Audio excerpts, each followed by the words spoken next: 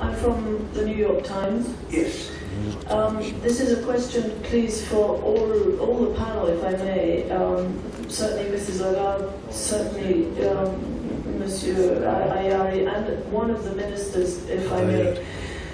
From a purely economic point of view, how important is it for Tunisia to recuperate the money lost to corruption and bad loans under the last regime? And do one of the ministers have a figure of how much you expect to recuperate from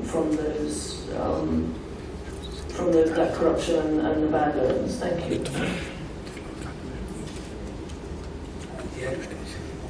Just thank you for your question. I'll just address the issue as a matter of principle, because it also touches on sensitive political questions that clearly have to be resolved by the Tunisian society itself in a dialogue and based on the rule of law, we would hope.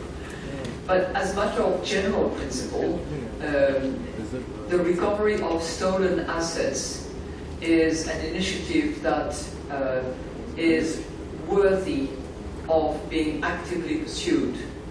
It was certainly considered by our sister institution, the World Bank, which had a program in place of stolen asset recovery, which on a global basis proves always to be quite difficult, but which, if taken to the end of the process, can prove quite successful financially. And obviously that needs to be reconciled with the necessity for countries to move forward and to look at the future as much as it has recovered stolen assets that belong to it. So there is always trade-offs in that process. But clearly stolen asset recovery can constitute a significant source of financing and also respond to an equity principle. I think more to add to that, I think. Mrs. Lagarde gave you the answer available on that issue. Yes.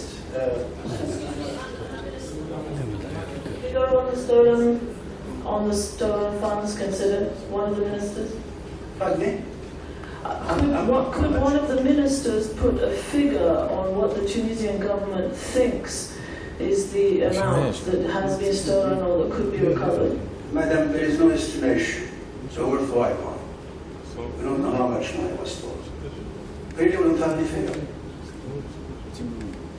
Just hunches and thinking out. Do the ministers agree with that? Well, I'm sure that you will agree. Unless he got some figures which was hiding from me.